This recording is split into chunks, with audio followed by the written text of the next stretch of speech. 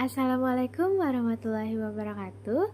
Perkenalkan, nama saya Nursi Parianto dengan NIM 2510116220031.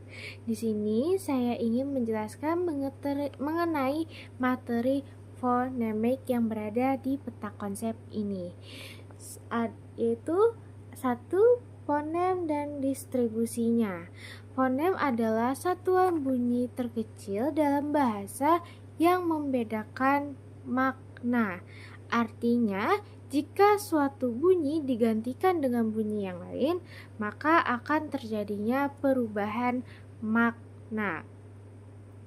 Lalu, distribusi fonem adalah letak sebuah fonem dalam satuan ujaran yang disebut kata atau morfem. Fonem dapat berada di semua posisi seperti awal kata, tengah kata, dan akhir kata. Namun ada beberapa fonem yang tidak dapat muncul di semua fonem dan hanya muncul di posisi tertentu. A. Fonem vokal dan distribusi.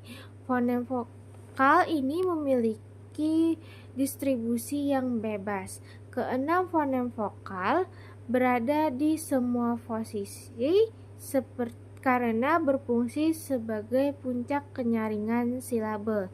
Contohnya pada vokal A yang dapat berada di semua posisi. Contohnya pada kata ambil, taat, dan harga. B. Fonem diftong dan distribusi. Fonem diftong adalah gabungan dua vokal yang diucapkan dalam satu suku kata. Distribusi fonem diftong ini lebih terbatas dari fonem vokal. Contohnya A. Diftong au yang berada di posisi awal dan akhir kata. Contohnya pada kata aula dan pulau. Dan diftong ai dapat berada di posisi akhir. Contohnya pada kata pantai dan landai. Fonem diftong ini biasanya lebih banyak muncul di akhir kata, tetapi diftong au dapat muncul di posisi awal. C. Fonem konsonan dan distribusi. Pada fonem konsonan ini, distribusinya lebih kompleks dan memiliki jumlah yang lebih banyak. Fonem konsonan ini ada yang dapat berada di semua posisi, tetapi juga ada yang tidak dapat berada di semua posisi. Contohnya, konsonan B dapat muncul di semua posisi. Contohnya pada kata bambu, timbul, dan sebab.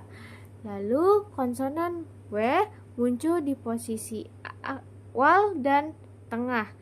Contohnya pada kata waris dan awam. Selanjutnya ada alofon dan distribusi. Alofon adalah variasi bunyi dari satu fonem yang tidak mengubah makna.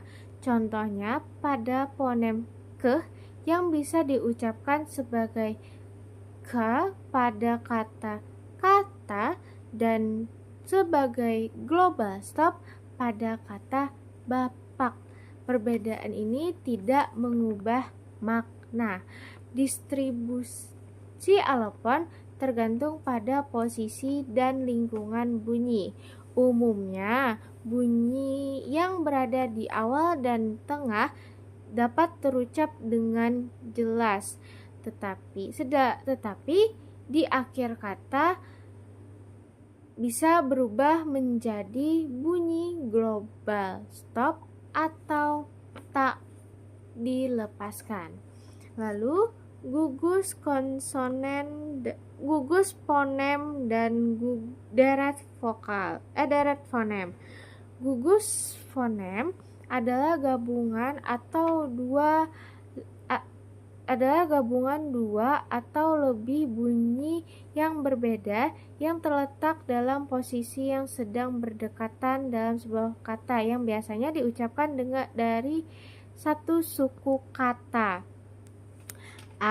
Gugus vokal penggabungan dua vokal yang berurutan dalam satu silabel. Contohnya pada kata ai pada kata pantai dan oi pada kata sekoi. Lalu gugus deret adalah kombinasi dua atau lebih konsonan yang terletak dalam satu silabel. Contohnya fonem DR pada kata drama dan Dracula dan STR pada kata setrika. Lalu deret fonem. Deret fonem ini diucapkan dengan berbeda suku kata yang dipisah.